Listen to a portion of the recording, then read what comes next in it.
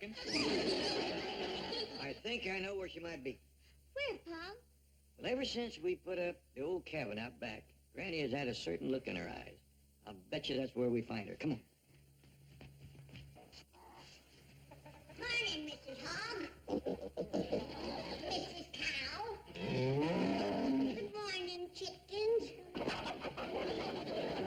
Well, we kind of figured we'd find you out here. Granny, did you spend the night in that little old cabin? I did, and it was pure heaven. Heaven?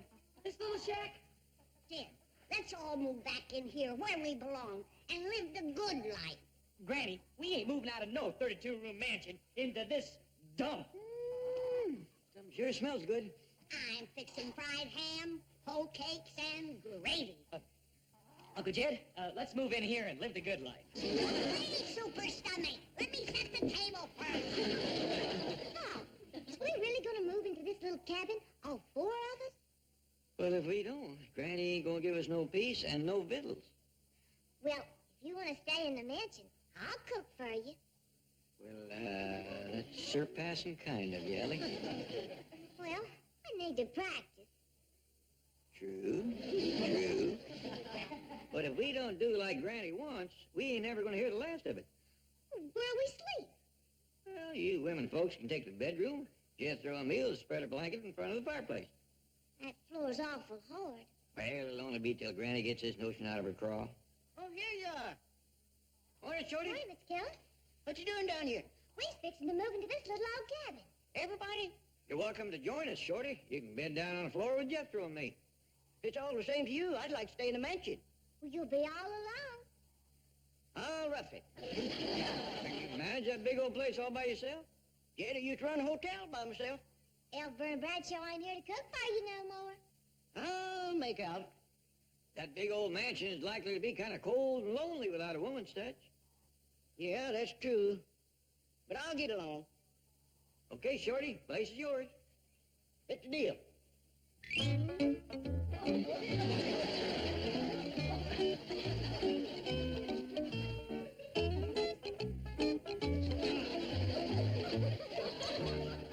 Mademoiselle from Beverly Hills, parley-boo.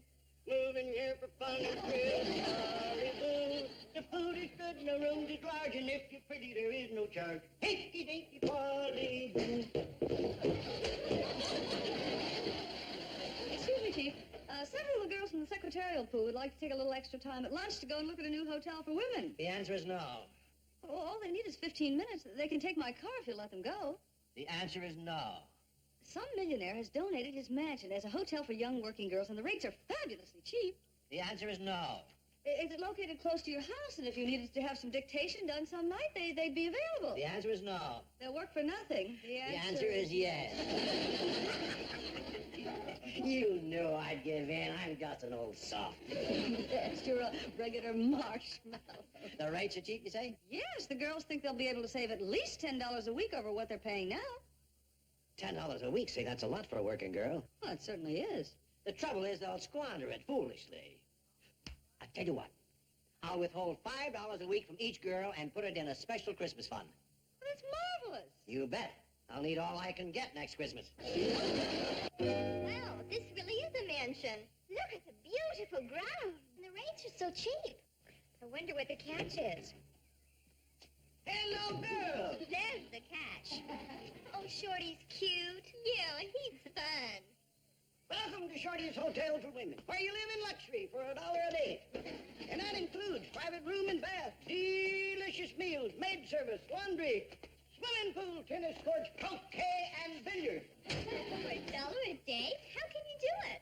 Volume! Come on inside and look around. Girls, look at this. What a pad. This is super happy. You ain't seen nothing yet. Step into the main ballroom. There's free entertainment in here every night. Really? What kind of entertainment? Music and dancing. You have a dancing act? 4 girls and a fella. Who are they? You 4 and me. Do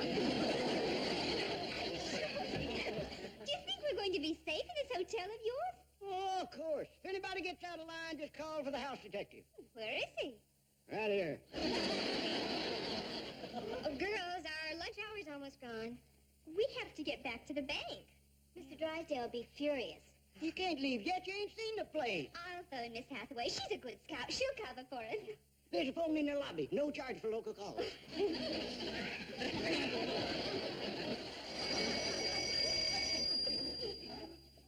Mr. Drysdale's office.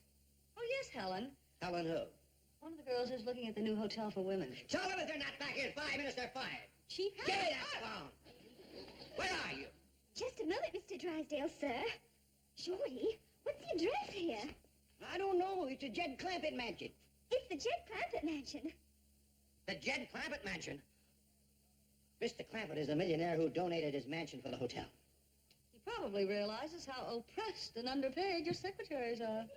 You think so? Why else would he do it? Helen, dear. Now, you girls take your time. In fact, why don't you take the rest of the day off? Miss Hathaway will do your work. Oh, thanks. And Helen, tell your landlord that I send him my very best. Bye. Goodbye, sir, and thank you. Well, we have the rest of the day off. And Shorty, Mr. Drysdale would like to send you his best. I thought I had his best. But if he's got any better than you, tell him to send him over.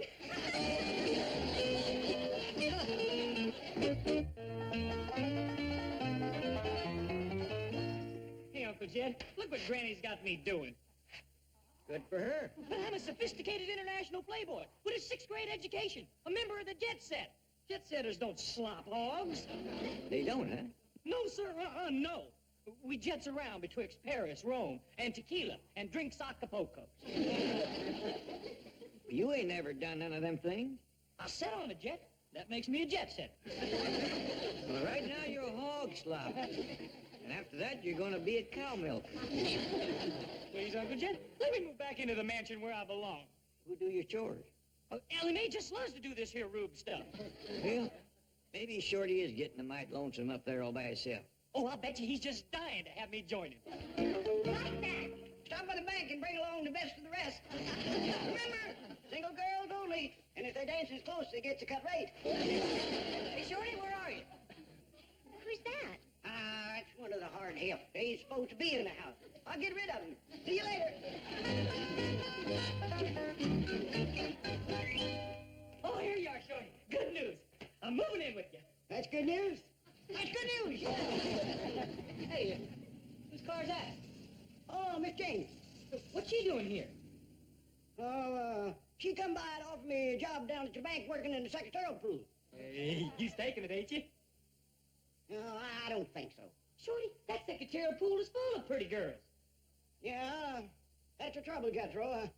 I'm getting too old for that kind of nonsense. I ain't. I'm just the right age for that kind of nonsense. Yeah, oh, I wish I was young again like you. Oh, come on, Shorty. Let me have the job. Huh, Shorty? Huh? Please? Huh, Shorty, please? I don't know, Jethro. You'd likely get them girls stirred up to where they couldn't work. You're so doggone good looking. I'll force myself to look homely. Look at that. Well, maybe. Oh, come on, Shorty, please, huh? Well, okay. Oh, thank you, Shorty, thank you. When you get to the bank, just go right on in the secretarial pool. I'll arrange everything. I really appreciate this, Shorty. And to prove it, I'm going to give you half everything I make. Half or nothing. Big deal.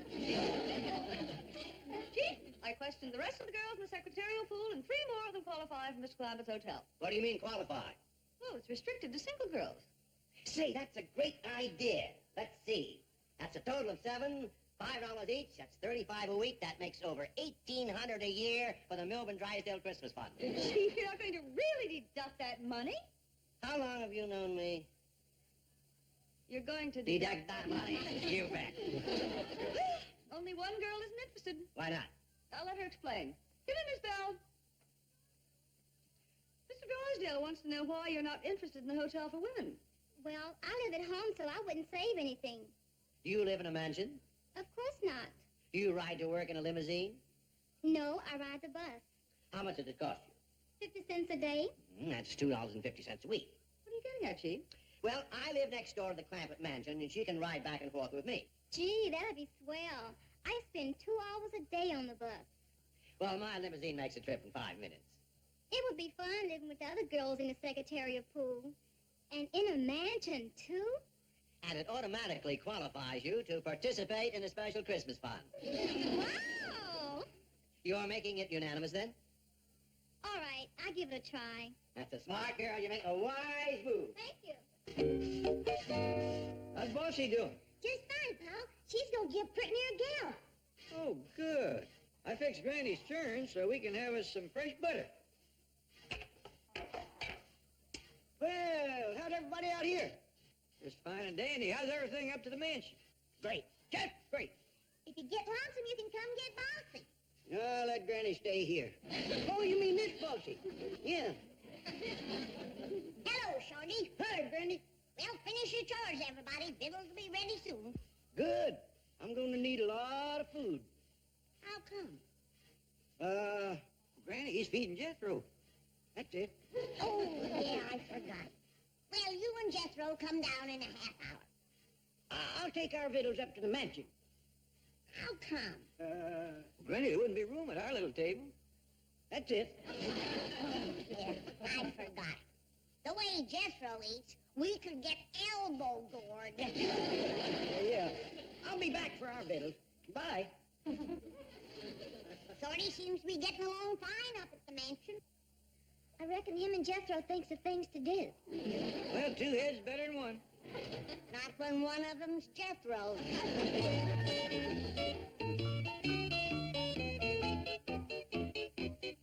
Gloria, I thought Shorty said we get free laundry service. Oh, I can't let that sweet little doll do our washing. Tell me something. How come you and Shorty are so chummy? Oh, didn't you know? Shorty and I were married. Really? Yeah, for about an hour. Well, for Hollywood, I guess that isn't bad. What you doing, girls? Just finishing our laundry, Shorty. I said I'd do that. You can hang it up for us. There's a dryer right yonder. Not for these dainty things. Miss Dainty, ain't they? All right, you girls set the table in the main ballroom, and I'll hang this stuff up for you. Thank you, you little doll. You're welcome, you big doll. Well, I'm glad to see you two are still friendly. Oh, yeah, the marriage wasn't a success, but the separation's a ball.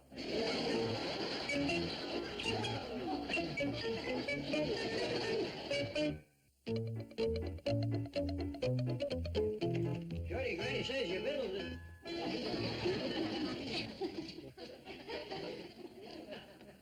What's all this? My laundry, kid. I just finished doing my washing. This stuff belongs to you, does it? Yeah, this is what I call my dainty thing. Sure is dainty, all right. Yeah, real comfortable, though. When did you take to wearing stuff like this? Just since I come to Hollywood.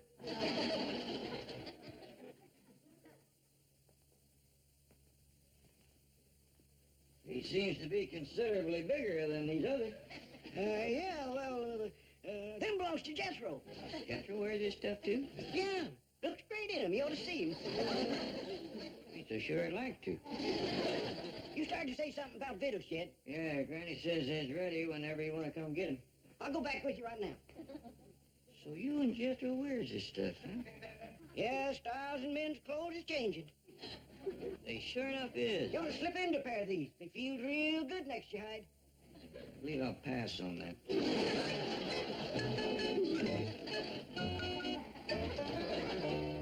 I know it's hard for a couple old hayshakers like us to change our ways, kid, but you gotta remember this is Hollywood.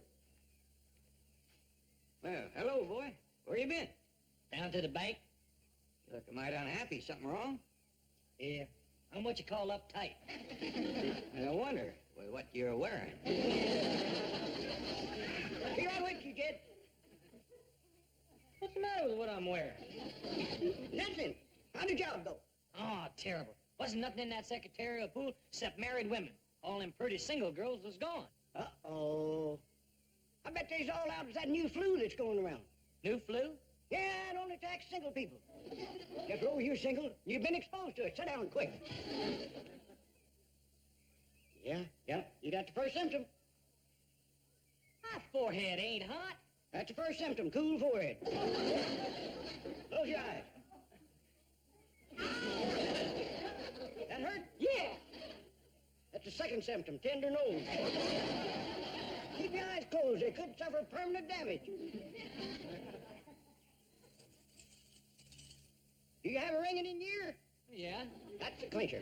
Come on, I gotta get you in a root cellar right quick. The root cellar? Yeah, you gotta stay in a cool, dark place, otherwise your eyes liable to be ruined. How'd you like your supper, girls? Oh, it was good, but rather strange. Yes, I've never tasted anything like that before. That was soul food, children. Soul food, just like we used to have down home.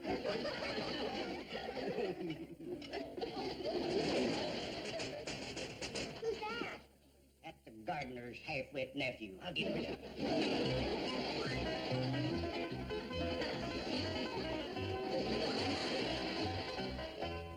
How about a little after-supper singing and dancing? Oh, yes. What about the dishes? Oh, leave 'em for the maid. Somebody turn on the record player. Let's start the fun.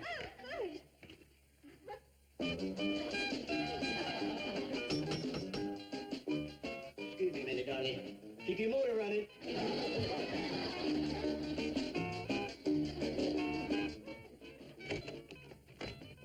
Hey, Shorty, let me in. I want to meet them pretty girls.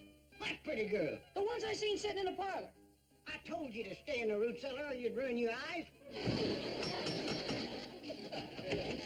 What do you want? I want in. Can't you read? This is the hotel for women. No men allowed. I'm sure it was fine villas, Granny. Just dandy. Sorry I didn't have enough for seconds, but Shorty toted most of it away. He must eat as much as Jethro. No wonder he walks in his sleep. Shorty? Yes, sir. He asked me to come up to the mansion in the morning and make up all the beds. All the beds? Yes, sir. Shorty says when he walks in his sleep, he might climb into 7 or 8 different beds and not even know it. The man sure has been acting peculiar lately. Dressing peculiar, too. What you mean? He's took to wearing some mighty fancy underwear. Got Jethro wearing it, too. Well, you know Jethro. Monkey see, monkey do.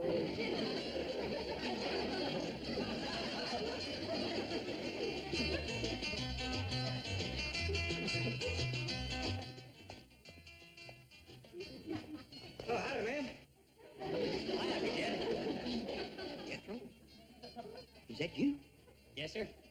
Guess you're wondering what I'm doing in this getup. It just crossed my mind. You see, if I don't dress like this, I can't get into Shorty's party. Shorty got you wearing that? Yes, sir. Wait right here, boy. Shorty! Come out here on a double. Oh, hi, Jed. Hi. Something wrong? Yeah, that. Hey, she's a big one, ain't she? Yes, he is. That's Jethro. No fooling. He don't look bad, does he? I think he does. Boy, get out of them duds. Oh, do I have to? You do. Now get. Doggone it, now I can't get into the party. Shorty, commence packing. You're going back to the hills. But, Jed, I got a good thing going in yonder. Never mind. You do as I tell you. And let me give you some advice. What's that? Put on your long johns before you get back home. What you mean? It may be all right in Hollywood, but you wear that fancy underwear back in the hills and they'll ride you out of town on a rail.